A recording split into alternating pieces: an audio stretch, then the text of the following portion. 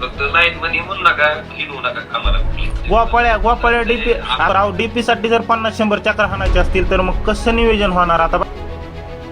दादा झालं नाही, आम्हाला बी वाईट वाटलं ना, आम्ही बी काम केलं तुमचं, आमची बी इच्छा होती आपली सत्ता यावी. महाराष्ट्राच्या राजकारणात लोकप्रतिनिधींच्या पक्षांतराची कारणं अनेकदा विकास कामं, निधी आणि सत्तेची समीकरणं याभोवती फिरत असतात. जेव्हा हीच कारणं जनतेच्या थेट अनुभवाच्या कसोटीवर उतरत नाहीत, तेव्हा त्याचं रूपांतर मोठ्या राजकीय वादात होतं. सध्या धाराशिव जिल्ह्यात आणि संपूर्ण महाराष्ट्रात शिवसेना एकनाथ शिंदे पक्षाचे खासदार ओमराजे निंबाळकर यांच्या एका कथित ऑडिओ क्लिपमुळे राजकीय वातावरण कमालीचं तापलंय. या संवादात केवळ एक ट्रान्सफॉर्मर म्हणजेच डीपीचा प्रश्न नसून त्याला ओमराजे निंबाळकर यांनी शिवसेना उद्धव बाळासाहेब ठाकरे पक्षातून एकनाथ शिंदे यांच्या पक्षात केलेल्या बंडखोरीचा आणि त्यांनी घेतलेल्या राजकीय भूमिकेचा अत्यंत महत्त्वाचा संदर्भ आहे. विरोधात राहून साधं डीपी सुद्धा मिळत नाही, म्हणूनच मी सत्तेत जातोय असा दावा करत बंडखोरी करणाऱ्या खासदारांना आता त्यांच्याच मतदारसंघातील मतदार आणि कार्यकर्ते लाईनमन म्हणजेच वायरमन म्हणून चिडवू लागल्याचं धक्कादायक चित्र या व्हायरल ऑडिओ क्लिप मधून समोर आलंय.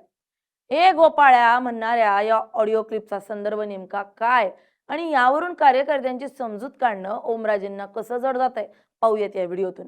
नमस्कार, मी स्नेहल चौधरी, आपण पाहत आहात LS मराठी. शिंदेच्या शिवसेनेत जाताना सर्वात जास्त चर्चा होणारे, सर्वात जास्त मनधरणी होणारे खासदार ओमराजे निंबाळकर, त्यात ओमराजे निंबाळकरांची सध्या फजिती उडाली आहे. या संपूर्ण प्रकरणाची मूळ पाळेमुळे महाराष्ट्रातील ऐतिहासिक राजकीय फुटीशी जोडलेली आहेत. एकनाथ शिंदे यांनी जेव्हा महाविकास आघाडी सरकारविरुद्ध बंड पुकारलं तेव्हा सुरुवातीला काही खासदार उद्धव ठाकरेंबरोबर राहिले होते.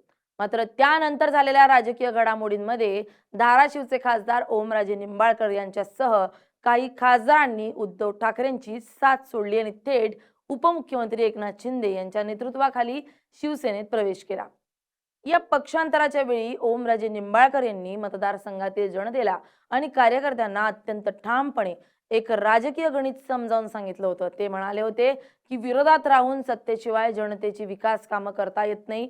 आपण विरोधात असल्यामुळं जिल्हा परिषद, पंचायत समिती किंवा अगदी स्थानिक पातळीवर कार्यकर्त्यांचा पराभव होतो आणि सर्वसामान्य माणसांची साधी साधी कामंही रखडतात. अगदी शेतीसाठीचे ट्रान्सफॉर्मर म्हणजेच डीपी मंजूर करून आणायचे असेल तरी सत्तेत असल्याशिवाय ते शक्य होत नाही. शेतकऱ्यांचे वीज प्रश्न सोडवण्यासाठी, त्यांना डीपी मिळवून देण्यासाठी आणि मतदारसंघाचा विकास करण्यासाठीच आपण सत्तेत सहभागी होत आहोत.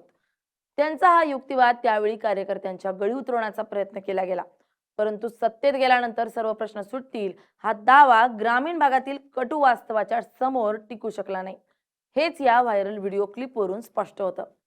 सोशल मीडियावर व्हायरल झालेल्या या ऑडिओ क्लिपमध्ये गोपाळ नावाचा एक तरुण कार्यकर्ता खासदार ओमराजे निंबाळकर यांना थेट फोन लावून जाब विचारताना ऐकायला मिळतोय.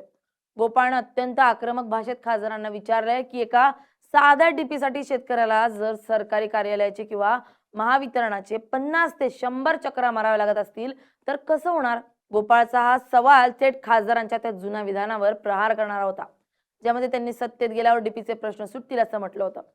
सत्तेत भागीदारी असूनही जर एका डीपीसाठी शेतकऱ्यांची अशी परवड होत असेल तर तुमच्या सत्तेत जाण्याचा फायदा काय, असा सूर या प्रश्नामागे होता. गोपाळनं उपस्थित केलेल्या या टोकदार सवालामुळे खासदार ओमराजे निंबाळकर यांचा संयम सुटला आणि त्यांनी संताप व्यक्त केलाय. त्यांनी या संवादात उद्विग्न होऊन म्हटलंय की आम्हाला लाईनमन म्हणून विनवू नका. वास्तविक पाहता मतदारसंघातील विरोधकांनी आणि सर्वसामान्य जनतेनं ओमराजेंच्या डीपी विषयीच्या त्या जुन्या वक्तव्यांची खिल्ली उडवण्यास सुरुवात केली आहे. सत्तेत गेल्यानंतरही विजेची समस्या सुटत नसल्यामुळं लोक त्यांना उपरोधाने लाईनमन किंवा वायर म्हणून चिडवू लागले. खासदारांचे काम संसदेत धोरण आखणे असताना ते जर स्वतःला डीपी मिळवून देणारा नेता म्हणून सादर करत असतील तर आता काम का होत नाही असा टोमणा लोक मारतायत. हाच टोमणा मनाला लागल्यामुळे ओमराजेंनी फोनवर आम्हाला लाईनमन म्हणून हिणवू नका, आम्ही प्रश्न सोडवण्यासाठी सतत पाठपुरावा करत आहोत अशी सारवासारव केली. संभाषणाचा हा वाद केवळ कामापुरता मर्यादित राहिला नाही तर तो थेट निवडणुकीतील जय पराजयाच्या मुद्द्यावर येऊन पोहोचलाय. खासदार ओमराजे निंबाळकर यांनी आपल्या राजकीय संघर्षाची जाणीव करून देताना म्हटलंय, एवढी वर्ष विरोधात असताना कधीच असा पराभव झाला नाही. त्यांच्या या वाक्यातून पक्षांतराच्या निर्णयानंतर मतदारसंघात निर्माण झालेली राजकीय हतबलता किंवा नाराजी स्पष्टपणे जाणवत होती. मात्र समोरचा कार्यकर्ता गोपाळ देखील तितकाच बाणेदार निघाला. त्यानं खासदारांच्या या विधानाला तात्काळ प्रत्युत्तर देताना म्हटलं की विरोधात तुम्ही एकटेच नव्हतात दादा, आम्हीही तुमच्या सोबत होतो. या एका वाक्यानं खासदारांच्या बंडखोरीच्या नैतिकतेवरच मोठे प्रश्नचिन्ह उभे केले. कारण जेव्हा नेता विरोधात असताना संघर्ष करतो, तेव्हा कार्यकर्ता आपला घाम गाळून त्याच्या पाठीशी उभा असतो. नेत्यानं केवळ सत्तेच्या मोहासाठी किंवा कामांचं कारण देऊन पक्ष बदलला तरी कार्यकर्ता आजही त्याच मूलभूत प्रश्नांसाठी संघर्ष करत आहेत. हेच या संवादातून अधोरेखित झाले. फक्त लाईन मनी म्हणू नका, हिंडू नका कामाला कुठली. नाही, लाईनमॅन म्हणले तर राग नाही यायला पाहिजे दादा, कारण महत्वाचे मुद्दे तुम्ही बाजूला ठेवून तुम्ही गोपाळ्या डीपी. आता दादा, तेव्हा त्या माणसाला मदत केलेली असते अहो का? दादा, तुम्ही जर ऐका ना, काल तुम्ही काय म्हणताय गोपाळ्या, तो किती चक्र आणल्या, 50-100. अहो डीपी साठी जर 50-100 चक्र हाणायचे असतील तर मग कसं नियोजन होणार? आता बाकीचे मुद्दे तर महागच राहायचे एका डीपीला 50 चक्र हाणल्यावर. होय ना, मग ती विरोधात असताना परिस्थिती होती, विचार की होती का नव्हती ती? बोलताय ठीक आहे दादा, चालेल. विरोधात असताना तीच परिस्थिती होती, विचारतो. ठीक आहे, चालेल. विरोधात असताना तीच परिस्थिती होती. आता विरोधात पण बरेच वर्ष काम केले दादा. असं नाही की तुम्ही एकटेच विरोधात काम करत होते. विरोधात बरेच जणांनी बरेच वर्ष काम केलं, पण विरोधात राहून अशी पराभव जी झाला विधानसभेत आपलं या स्थानिक स्वराज्य संस्थेच्या निवडणुकीत, आता कधीच झाला नव्हता. दादा झालं नाही, आम्हाला बी वाईट वाटलं ना, आम्ही बी काम केलं तुमचं, आमची बी इच्छा होती आपली सत्ता यावी. आपला जे पराभव झाला का आता या स्थानिक स्वराज्य संस्थेच्या निवडणुकीत, आपण इतक्या वर्ष विरोधात आहोत, कधीच झाला नाही असा पराभव. या प्रकरणानं धाराशिव जिल्ह्याच्या स्थानिक राजकारणात एका नव्या वादाला तोंड फोडलंय. शिवसेना उद्धव बाळासाहेब ठाकरे पक्षाच्या नेत्यांनी आणि विरोधकांनी या मुद्द्यावरून खासदार ओमराजे निंबाळकर यांच्यावर अत्यंत तिखट शब्दात टीका करण्यास सुरुवात केली आहे. विरोधकांचा आरोप आहे की ओमराजे निंबाळकर यांनी केवळ स्वतःच्या राजकीय स्वार्थासाठी आणि सत्तेच्या सुखासाठी पक्ष बदललाय आणि त्यासाठी शेतकऱ्यांच्या डीपीचं कारण पुढे केलं होतं. खासदारांनी जनतेची फसवणूक केली आहे हे सिद्ध होतं, अशी भूमिका विरोधकांनी घेतली आहे. लाईन मनी या शब्दावरून आता सोशल मीडियावर विविध मीम्स आणि पोस्ट व्हायरल होत असून खासदारांची राजकीय कोंडी करण्याचा प्रयत्न विरोधकांकडून पद्धतशीरपणे केला जातोय. दुसऱ्या बाजूला खासदार ओमराजे निंबाळकर यांच्या समर्थकांनी आणि सत्ताधारी शिवसेना पक्षाच्या स्थानिक नेत्यांनी खासदारांचा बचाव केलाय. समर्थकांचं म्हणणं आहे की महावितरण कंपनीचा भोंगळ कारभार आणि स्थानिक अधिकाऱ्यांची दिरंगाई यामुळे डीपी बसवण्यास विलंब होत आहेत. खासदारांनी सत्तेत गेल्यानंतर मतदारसंघासाठी कोट्यवधी रुपयांचा निधी आणला असून अनेक मोठ्या विकास कामांना मंजुरी मिळवून दिली आहे. तसेच ओमराजे हे 24 तास जनतेसाठी उपलब्ध असणारे नेते असून एका ऑडिओ क्लिपच्या आधारे त्यांच्या कामाचं मूल्यमापन करता येणार नाही असंही त्यांनी स्पष्ट केलंय. या संपूर्ण वादात का होईना आमच्या बळीराजाला रोज काय फेस करावा लागत असेल हे दाखवून दिलंय.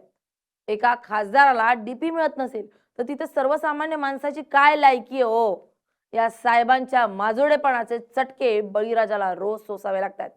बरं, आता तुमच्या डीपीच्या आडून सत्तेत गेलेले ओमराजे आता या मतदारसंघात विकास कामांचा बल्ब लावून प्रकाश पाडतील अशी अपेक्षा व्यक्त करायला हरकत नाही. नाहीतर येत्या निवडणुकीत जनता मात्र त्यांच्या बत्त्या गुल करेल यात शंका नाही. महावितरणाचे अधिकारी जळालेला डीपी बदलण्यासाठी टाळाटाळ करतात तेव्हा शेतकऱ्यांचा संयम सुटतो. अशा वेळी लोकप्रतिनिधींनी निवडणुकीपूर्वी किंवा पक्षांतराच्या वेळी दिलेली आश्वासनं आठवून जनता त्यांना जाब विचारणारच हे या व्हायरल क्लिपवरून स्पष्ट झालंय. ओमराजे निंबाळकर यांनी घेतलेला सत्तेचा मार्ग त्यांच्यासाठी विकास निधी आणणारा ठरला असला तरी ग्रामीण भागातील मतदारांच्या मूलभूत समस्या जोपर्यंत सुटत नाही तोपर्यंत असे राजकीय टोमणे आणि जनतेचा संताप त्यांना सहन करावाच लागेल असं या प्रकरणावरून दिसतंय. आपल्या लोकप्रतिनिधींना प्रश्न विचारण्याचं हे धाडस प्रत्येकात असावं, कारण तुम्ही त्यांना निवडून दिलंय. Bureau report, LS Marathi.